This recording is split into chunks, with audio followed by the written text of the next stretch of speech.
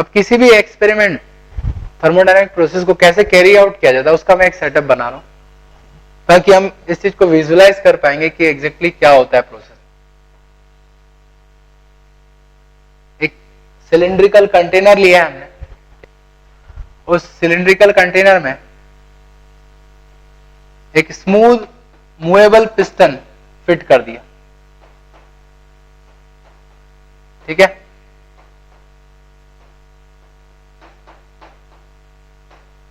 मान लो अभी मासलेस रखा है, हो सकता है इसका कुछ मास भी हो, ठीक है, इट डजेंट मैटर। हमने इसमें गैस को फिल कर दिया जिसपे प्रोसेस कैरी आउट करनी है, ठीक है। साइड वॉल्स जो है वो इंसुलेटिंग है और पिस्टन की वॉल भी जो है वो भी इंसुलेटिंग है।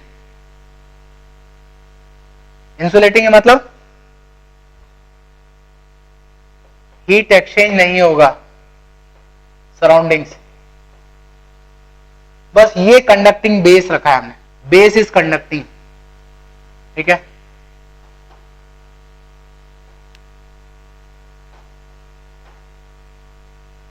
और हमने क्या किया, नीचे एक हीटर लगा दिया है,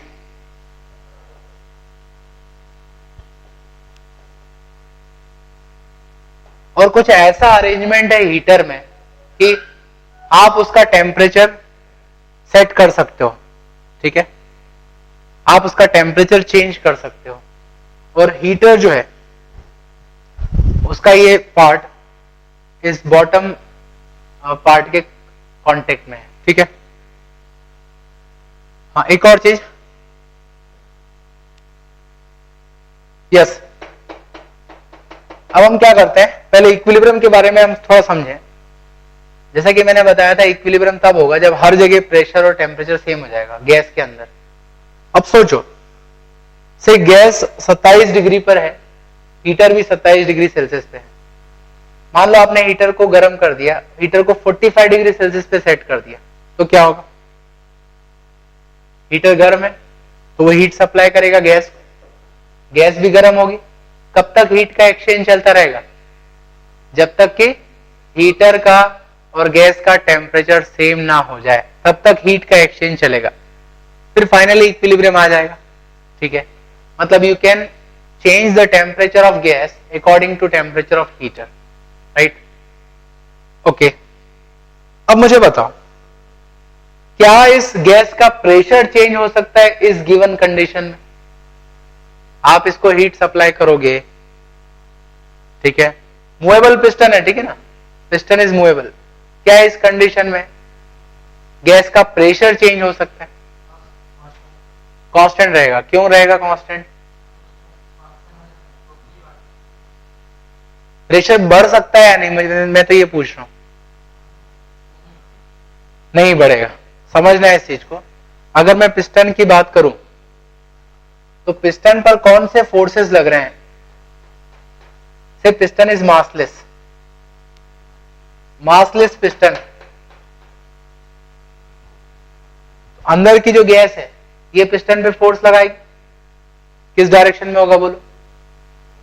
मॉलिक्यूल्स लगातार इस तरह से टकरा रहे हैं, ऊपर जाके टकरा के नीचे आ रहे हैं, तो पिस्टन पर नीचे वाली गैस ऊपर की तरफ फोर्स लगाएगी।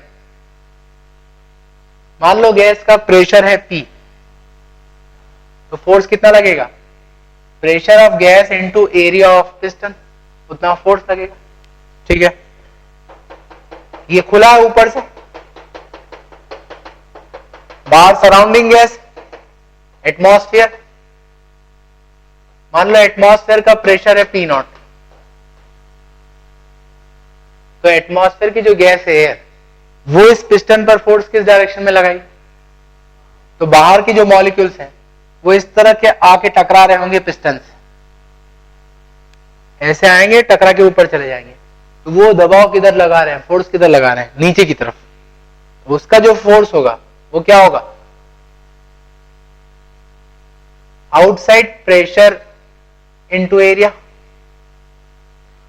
और हर इक्विलिब्रियम के समय पे आप डिफाइन करोगे उसकी स्टेट।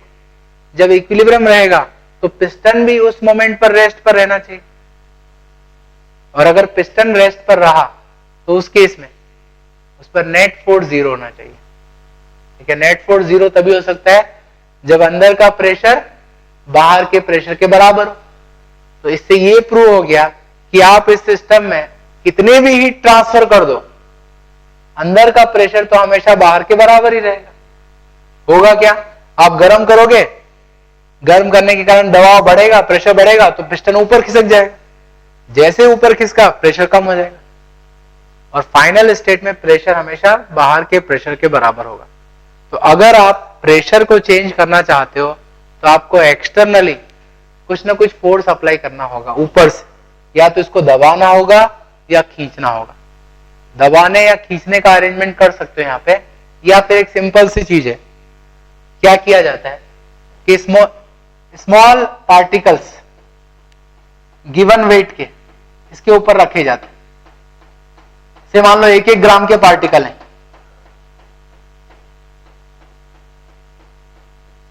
तो पार्टिकल का वेट भी आएगा, समझ रहे हो ना, जो पार्टिकल है उनका वेट भी आएगा, नीचे की तरफ लगेगा।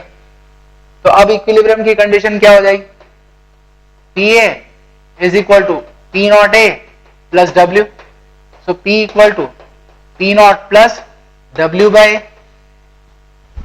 अगर आप इसके ऊपर का वेट चेंज कर सको तो आप इसका प्रेशर चेंज कर सकते हो, और वेट चेंज करने के लिए क्या करना होगा, आपको और पार्टिकल्स ऐड करने होंगे प्रेशर बढ़ाने के लिए, और प्रेशर कम करने के लिए पार्टिकल्स वहां से निकालने होंगे। तो इस तरह से आप इसका प्रेशर मैनेज कर सकते हो। So you have a setup in which you can manage temperature of gas, also manage pressure. आप कोई भी प्रेशर और टेम्परेचर की वैल्यू सेट कर सकते हो। रही बात वॉल्यूम की, वॉल्यूम अपने आप सेट हो जाएगा because of ideal gas equation, क्योंकि पीवी और टी का रेशियो हमेशा कांस्टेंट रहता है, ये अभी हमने पढ़ा। तो अब आप कोई भी प्रोसेस को कंडक्ट कर सकते हो इसमें। ठीक है, एक एग्जांपल लेता हूं, क्या आप इसमें आइसोबैरिक प्रोसेस को कैरी आउट कर सकते हो? क्या करना होगा? यस, प्रेशर इज कांस्टेंट, मतलब आपको वेट चेंज नहीं करना है। अब मान लो आप आइसोबैरिक हीटिंग प्रोसेस अप्लाई कर रहे हो, तो आप तो क्या करो, इस नॉब को घुमाते जाओ, टेम्परेचर बढ़ाओ। टेम्परेचर बढ़ाओगे तो हीट का ट्रांसफर होगा, हीटर्स हीट मिलेगी, इसका टेम्परेचर बढ़ेगा, प्रेशर बढ़ेगा, प्रेशर बढ़ने के कारण ये पिस्टन ऊपर खिसक जाएगा, तो प्रेशर फिर से सेम हो जाएगा, कांस्टेंट हो जाएगा। तो प्रोसेस में वॉल्यूम बढ़ेगा और टेम्परेचर बढ़ेगा, प्रेशर रिमेन्स कांस्टेंट। तो एक तो ये कंडीशन हो गई। दूसरी कंडीशन है PV by T is constant. दो कंडीशन लगती है हमेशा, P कांस्टेंट हो गया, इधर भी P को कांस्टेंट कर दो, दैट मीन्स इस प्रोसेस में V बाय T कांस्टेंट होगा। So V would be proportional to temperature. तो जैसे जैसे आप इसको गर्म करोगे वैसे वैसे वॉल्यूम बढ़ते जाएगा, दैट इज चार्ल्स लॉ, वो चार्ल्स लॉ है। ठीक है, अच्छा अगर आपको आइसोबैरिक प्रोसेस कैरी आउट करनी है तो sorry reversible process carry out करनी है तो क्या करना होगा, नॉब जो है वो धीमे घुमानी पड़ेगी। अभी 30 डिग्री पर है, थोड़ा सा घुमाओ, 30.1 रुक जाओ, फिर 30.2, फिर 30.3। अगर आप स्लो चेंज करोगे तो प्रोसेस रिवर्सिबल होगी। ठीक है, क्या आप इस तरह की प्रोसेस कैरी आउट कर सकते हो वेयर से pressure is proportional to volume of gas? क्या इस तरह की प्रोसेस यहां पे कैरी आउट हो सकती है? बोलो, हो सकती है या नहीं? Pressure is proportional to constant, so P equal to some constant into volume. Okay, दूसरी एक कंडीशन हमेशा फॉलो करनी है हमें, कौन सी? Ideal gas equation, PV equal to nRT। V को क्या लिख सकता हूं मैं? P बाय K, nRT, तो मैं लिख सकता हूं T is proportional to P square. ये कंडीशन आ गई क्योंकि आपको अल्टीमेटली टेम्परेचर और प्रेशर चेंज करना है। तो T is proportional to P square का मतलब है कि अगर आप प्रेशर को डबल करते हो तो टेम्परेचर कितने टाइम्स हो जाना चाहिए? 4 टाइम्स हो जाना चाहिए। तो अब आप क्या करो, नॉब घुमा रहे हो, धीरे धीरे टेम्परेचर चेंज कर रहे हो, प्रेशर भी चेंज कर रहे हो। अब इनमें इस तरह का सिंक्रोनाइजेशन रखो कि जब प्रेशर आपने दुगुना किया तो आपने नॉब घुमा के टेम्परेचर जो है वो 4 टाइम्स कर दिया। अगर ऐसा कर दिया तो ये प्रोसेस अपने आप फॉलो हो जाएगी। वो इस तरह से चलेगा कि pressure would remain proportional to volume. जिस प्रोपोर्शन में प्रेशर बढ़ रहा है उसी प्रोपोर्शन में वॉल्यूम चेंज होगा, उसको चेंज होना ही पड़ेगा। दैट मीन्स आप 2 वेरिएबल को चेंज करके तीसरा वेरिएबल चेंज कर सकते हो अकॉर्डिंग टू गिवन कंडीशन। इस तरह से आप किसी भी थर्मोडायनेमिक प्रोसेस को, उसका कैसा भी फंक्शन हो, इसको कैरी आउट किया जा सकता है। ठीक है ना? ठीक है,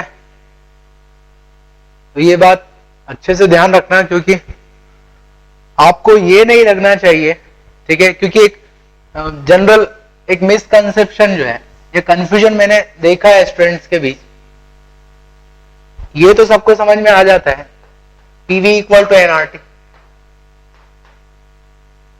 ठीक है। अब मैं कह रहा हूं कि हम गैस पे कौन सी प्रोसेस अप्लाई कर रहे हैं? P is proportional to V।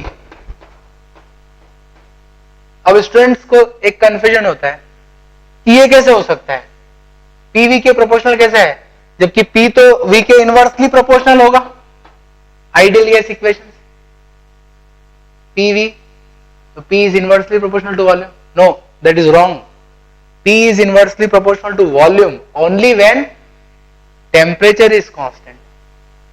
ऐसा हो सकता है कि प्रेशर वॉल्यूम के प्रोपोर्शनेट हो। कैसे? देखो, मान लो आपने वॉल्यूम को डबल किया, 2 टाइम्स कर दिया। Pressure is proportional to volume, तो प्रेशर को भी 2 टाइम्स होना चाहिए। वो तभी होगा जब आप टेम्परेचर को 4 टाइम्स कर दो। टेम्परेचर 4 टाइम्स हो गया, वॉल्यूम 2 टाइम्स हुआ, तो प्रेशर को 2 टाइम्स होना ही पड़ेगा। So in this condition pressure is proportional to volume, right? Pressure is inversely proportional to volume only when temperature is constant. क्या मेरी बात क्लियर है? तो आप कोई 2 वेरिएबल के बीच में, जैसे P और V है, आप कोई भी इक्वेशन, कोई भी रिलेशन लिख सकते हो। P can be proportional to V. It can be that P square is proportional to V. P is proportional to V raised to power 3/2. कुछ भी हो सकता है, लेकिन 3 में रिलेशन नहीं हो सकता। 3 वेरिएबल में एक ही रिलेशन है, that is ideal gas equation. ठीक है?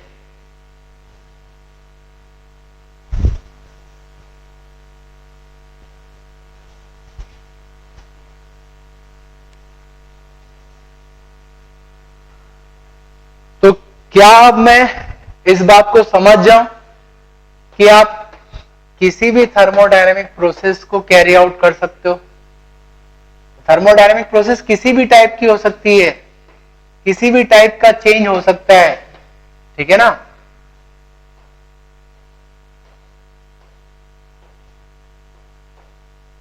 किसी भी टाइप का कर्व हो सकता है, क्योंकि हर कर्व का एक रिलेशन होगा, एक फंक्शन होगा, और P और V के बीच में कुछ रिलेशन है, या कोई भी 2 वेरिएबल के बीच में रिलेशन है, और रिलेशन होगा तो उसको हम मैनेज कर सकते हैं। हमारे पास इस तरह का टेक्निक है, ठीक है? Any type of process can be carried out, manage किया जा सकता है, ठीक?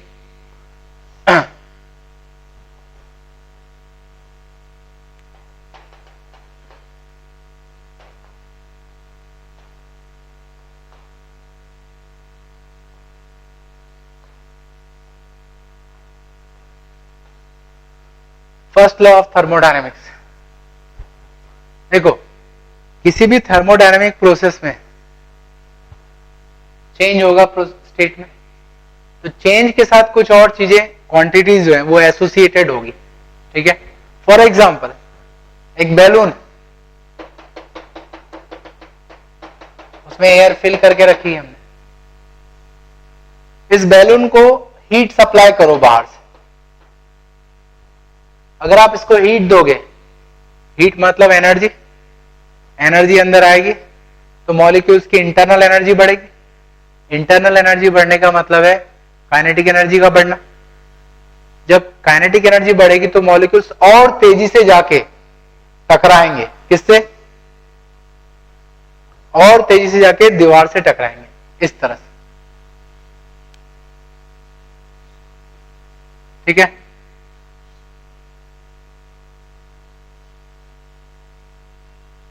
तेजी से टकराएंगे तो फोर्स बाहर की तरफ लगेगा।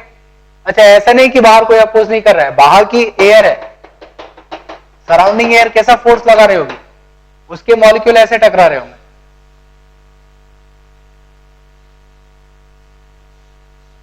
तो उसके मॉलिक्यूल फोर्स अंदर लगा रहे हैं और अंदर वाली गैस बाहर फोर्स लगा रही है।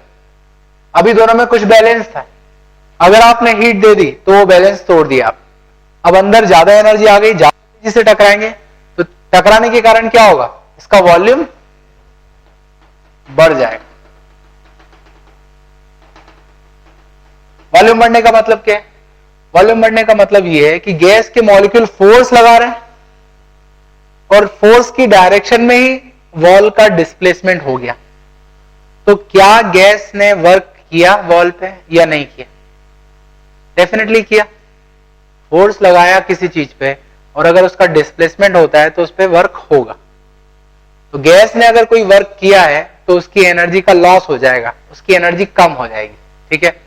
तो बाय एनर्जी कंजर्वेशन हम ये कह सकते हैं कि आपने जो भी हीट सिस्टम को दी है बाहर से, उस हीट का अल्टीमेट कंजप्शन दो तरह से होगा। एक, हीट का एक पार्ट इंटरनल एनर्जी चेंज कर देगा और बाकी पार्ट किस में कन्वर्ट हो जाएगा? Rest part is utilised by gas in doing work against surrounding. Surrounding को डिस्प्लेस करने में वो वर्क में खर्च हो जाएगा, ठीक है। तो हम कह सकते हैं heat given by surrounding to system is equal to change in internal energy of system plus work done by system. So this is first law of thermodynamics based on energy conservation principle, ठीक है ना। del Q is heat given by surrounding to system. Del U is change in internal energy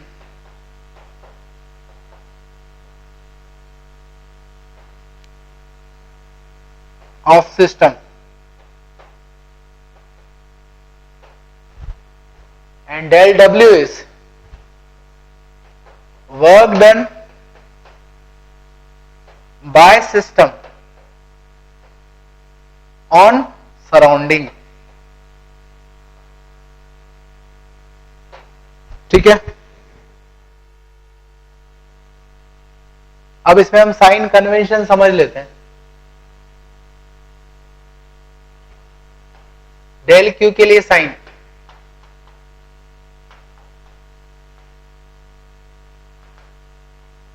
हमने define कैसे किया है del Q को?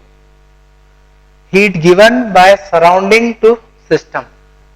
तो जब भी सराउंडिंग से हीट अंदर की तरफ आएगी तो तब हम डेल क्यू का साइन कैसे रखेंगे? पॉजिटिव। पॉजिटिव हीट मतलब heat is absorbed by system, and if heat is given by system to surrounding then del Q का साइन जो होगा negative. Negative heat means heat is released to surrounding, right?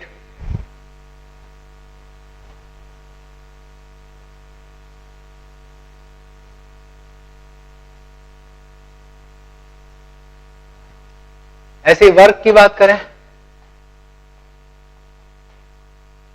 तो work done by gas और system on surrounding, समझो work done क्या होता है, एक सिंपल सी डेफिनेशन होगी, फोर्स इनटू डिस्प्लेसमेंट। तो जिस डायरेक्शन में आप फोर्स लगा रहे हो उसी डायरेक्शन में अगर डिस्प्लेसमेंट हो रहा है, in that case work done is positive. और अंदर की गैस किधर फोर्स लगाती है, दीवार पे, बाहर की तरफ। तो बाहर की तरफ फोर्स लगता है और सिस्टम की वॉल भी बाहर की तरफ जाएगी तो वर्क पॉजिटिव होगा। और बाहर की तरफ जाने का मतलब है वॉल्यूम का बढ़ना, ठीक है। तो जब भी एक्सपांशन होगा, जब भी गैस का वॉल्यूम बढ़ेगा, तब वर्क डन के लिए साइन क्या यूज करना है, work done by system on surrounding is positive. इसके अपोजिट अगर कंप्रेशन हो रहा है, वॉल्यूम कम हो रहा है, तो क्या होगा, गैस तो अभी भी बाहर की तरफ फोर्स लगा रही, बट हो क्या रहा है कि सराउंडिंग का फोर्स ज्यादा है, तो उस फोर्स ने वॉल को अंदर कर दिया। गैस तो अभी भी बाहर की तरफ फोर्स लगा रही है, बट वॉल का डिस्प्लेसमेंट अंदर की तरफ हो रहा है, work done is negative. So work done by system is negative. But इसके उल्टा अगर मैं पूछूं, work done by surrounding on system, तो क्या होगा, work done by surrounding on system. तो सराउंडिंग तो हमेशा अंदर की तरफ फोर्स लगाता है, और जब अंदर की तरफ ही डिस्प्लेसमेंट होगा तो सराउंडिंग का वर्क पॉजिटिव होगा। दैट मीन्स कंप्रेशन में work done by surrounding is positive, expansion में work done by surrounding is negative. क्या मेरी बात समझ में आ गई? ठीक है। एक और चीज है, थर्मोकेमिस्ट्री में जो बताया जाता है रिलेशन हमें, वो ऐसा लिखा जाता है, del Q plus del W is equal to del U. और फिजिक्स में जो हमने बताया वो क्या है, del Q is equal to del U plus del W.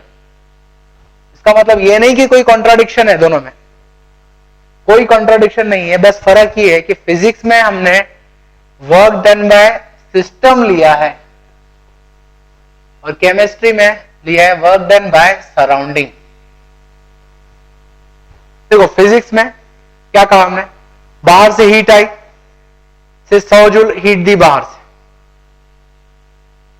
से 20 जूल वर्क किया सिस्टम ने, तो बाकी 80 जूल सिस्टम के पास रहे। तो 100 given is equal to 80 plus 20। और केमिस्ट्री की लैंग्वेज में क्या कहा जा रहा है, देखो वो ये कह रहे हैं कि बाहर से हीट दिया, एनर्जी आई, प्लस बाहर से वर्क किया, प्लस बाहर से वर्क किया, तो हीट प्लस वर्क, वो सारा एनर्जी सिस्टम के पास आया है। So heat plus work is equal to change in internal energy. तो वर्क डन बाय सराउंडिंग की बात कर रहे हैं।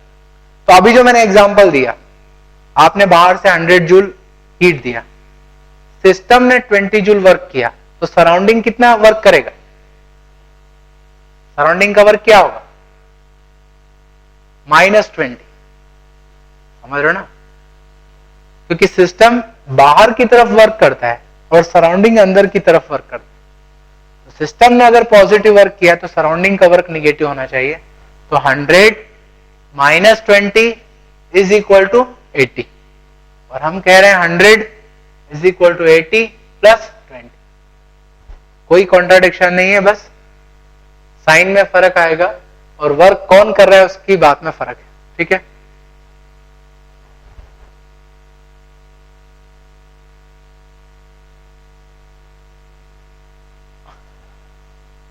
अब एक एग्जांपल नोट करो। अच्छा, एक और चीज, एक लैंग्वेज की बात है, वो आप नोट कर लो।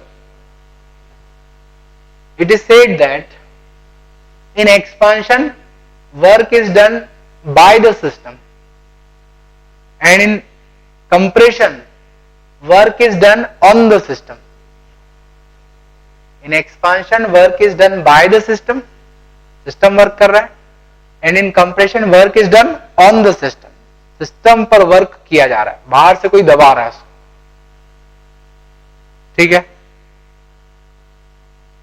अब एक एग्जांपल नोट करो।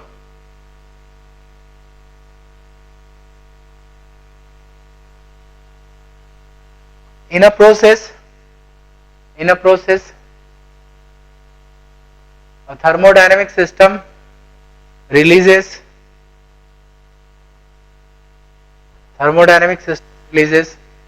120 joule heat to surrounding and 60 joule work is done on the system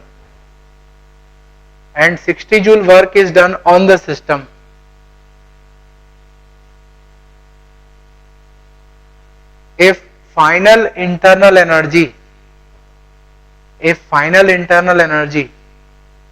is 630 joule. Final internal energy is 630 joule. What is initial internal energy of system?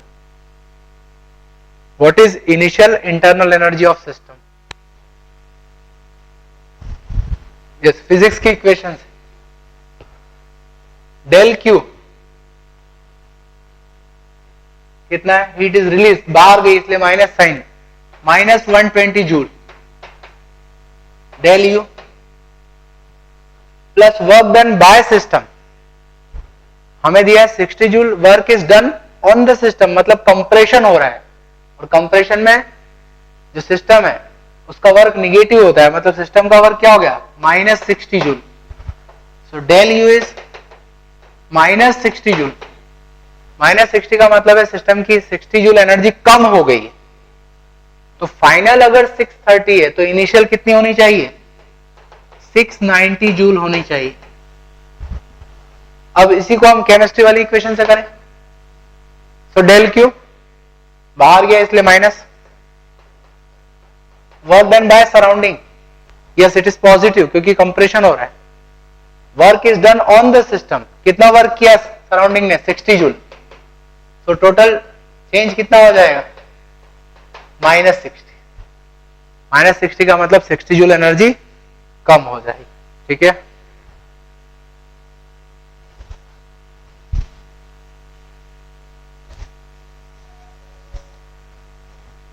किसी भी थर्मोडायनेमिक प्रोसेस में ये तीन change होंगे, heat given, del U and del W. अब तीनों को मैं डिफाइन करता हूं एक एक करके.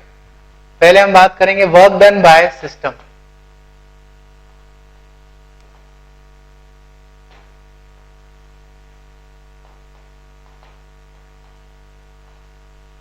गैस ने कितना वर्क किया किसी प्रोसेस में. ठीक है, समझना ध्यान से. हम किसी गैसीय सिस्टम पर इस तरह की प्रोसेस कंडक्ट करना चाहते हैं. शुरुआत यहां से, इनिशियल स्टेट है, ये कर्व से मैंने उस स्टेट को डिफाइन किया है. आप इस तरह की प्रोसेस कैरी आउट करना चाहते हो उस सिस्टम पर. ठीक है, तो सिस्टम कितना वर्क करेगा इस प्रोसेस में ये हमको बताना है. ठीक है, ये हमारा सिस्टम है जैसा कि मैंने डिफाइन किया था. पिस्टन, गैस फिल की है, मासलेस और स्मूथ पिस्टन है. प्रेशर आप मैनेज कर सकते हो ऊपर, इधर हीटर लगाए. तो जैसे जैसे आप इसको हीट सप्लाई करोगे वैसे वैसे इसका प्रेशर और वॉल्यूम इस ग्राफ के अकॉर्डिंग चेंज करना है. ठीक है, तो कोई ना कोई रिलेशन होगा, उस रिलेशन के अकॉर्डिंग कैसे मैनेज करना है वो चीज मैंने आपको बता दी. तो जैसे जैसे आप हीट दोगे वैसे वैसे प्रेशर भी बढ़ाना है आपको, तो ऊपर से पार्टिकल्स ऐड करने होंगे. ठीक है, मान लो ये प्रोसेस चल रही है, किसी एक मोमेंट की बात करता हूं. एट एनी मोमेंट से गैस के अंदर का प्रेशर है P, लगातार चल रहा है. किसी मोमेंट की बात की, मतलब ये प्रोसेस चल रहा है. मान लो अभी हम यहां पर पहुंचे, इस समय गैस का प्रेशर जो है वो कितना मिल रहा है हमने? P, ये हमने नोट कर लिया. मान लो वॉल्यूम है अभी इसका V. ठीक है, अब आपने और हीट सप्लाई की है थोड़ी सी डिफरेंशियल अमाउंट में, और आपने थोड़ा सा प्रेशर और बढ़ा दिया है according to given situation. Volume भी बढ़ेगा, वॉल्यूम बढ़ गया, पिस्टन अपनी जगह से शिफ्ट हो गया. अब ये नई पोजीशन है पिस्टन की,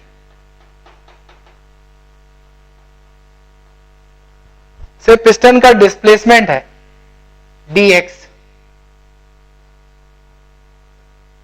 So what is work done by system, work done by gas in given time interval? Work done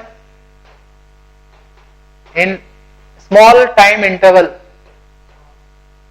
कितना होगा? Yes, work done is force into displacement. तो गैस ने इस पे फोर्स अप्लाई किया ऊपर की तरफ, फोर्स into displacement कितना होगा? dx.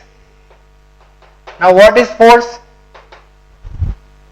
Pressure of gas into area of piston, piston के एरिया से मल्टीप्लाई किया. Now what is A into dx? A piston का एरिया है into dx, dx change in length of cylinder. तो overall कितना volume change हो गया? Area into change in length, that is dx. तो ये हो गया dv, चेंज इन वॉल्यूम. तो इस स्मॉल इंटरवल में गैस ने कितना वर्क किया? pdv, that is work done. Okay. अच्छा, इस वर्क डन को यहां पर आप कैसे शो कर सकते हो? p into dv. तो p का मतलब हो गया ये जो लाइन है यहां से यहां तक की, इसकी लेंथ p है, और मतलब आप यहां पर थे, नेक्स्ट मोमेंट पर यहां पहुंच गए, तो जो चेंज इन वॉल्यूम है ये चेंज इन वॉल्यूम है dv. तो इस लाइन की लेंथ p है और इस लाइन की लेंथ dv है, दोनों को मल्टीप्लाई करना है और दोनों का जो प्रोडक्ट है वो किसके बराबर होगा? तो ये जो छोटी सी स्ट्रिप मिल रही है आपको, इस स्ट्रिप का जो एरिया होगा वो एरिया डेजिग्नेट करेगा, एरिया इंडिकेट करेगा इस स्मॉल इंटरवल में वर्क को. इस इंटरवल में जो वर्क हुआ है, वर्क डन बाय गैस, उसको आप एरिया से रिप्रेजेंट करोगे. अब आप टोटल वर्क में इंटरेस्टेड हो, पूरी प्रोसेस में कितना वर्क हुआ है, तो आप डिफरेंशियल चेंज करते जाओ. नेक्स्ट इंस्टॉलमेंट आप और हीट दो और प्रेशर ऐड करो, पिस्टन और ऊपर शिफ्ट हो जाएगा. ठीक है, वॉल्यूम में और चेंज आ जाएगा. तो उस नए चेंज में आप वर्क डन को कैसे डिफाइन करोगे? यस, नेक्स्ट इंटरवल में. तो अब ये नया प्रेशर हो गया, ये हो गया वॉल्यूम चेंज. प्रेशर और वॉल्यूम चेंज को मल्टीप्लाई कर दो, इस एरिया को और इस एरिया को ऐड कर दो. ऐसे ही इंटरवल में pdv वर्क होगा, उसको ऐड कर दो. टोटल वर्क निकालना है तो आपको इन छोटे छोटे वर्क जो है डिफरेंशियल अमाउंट के, सबको ऐड करना होगा. Addition, continuous addition is called integration. So total work done is integration of pdv from initial volume to final volume. और इंटीग्रेशन को आप यहां पर कैसे कर सकते हो? ठीक है, तो आप समझ सकते हो कि अगर मैं इनिशियल पॉइंट से वॉल्यूम एक्सिस पर परपेंडिकुलर ड्रॉप करूं, फाइनल पॉइंट से वॉल्यूम एक्सिस पर परपेंडिकुलर ड्रॉप करूं, तो ये दो परपेंडिकुलर, वॉल्यूम एक्सिस और कर्व, इनके बीच का जो टोटल एरिया होगा, that total area represents work done by gas in the given process. So we can also define it as area under the curve in PV diagram. So PV diagram में curve और volume axis के बीच का जो area होगा, that is equal to work done by gas in the process. ठीक है, अब इसको मैं आगे कंटिन्यू करूंगा, फिर इसको एलेबोरेट करेंगे, फिर आगे प्रॉब्लम्स लेंगे. ठीक है.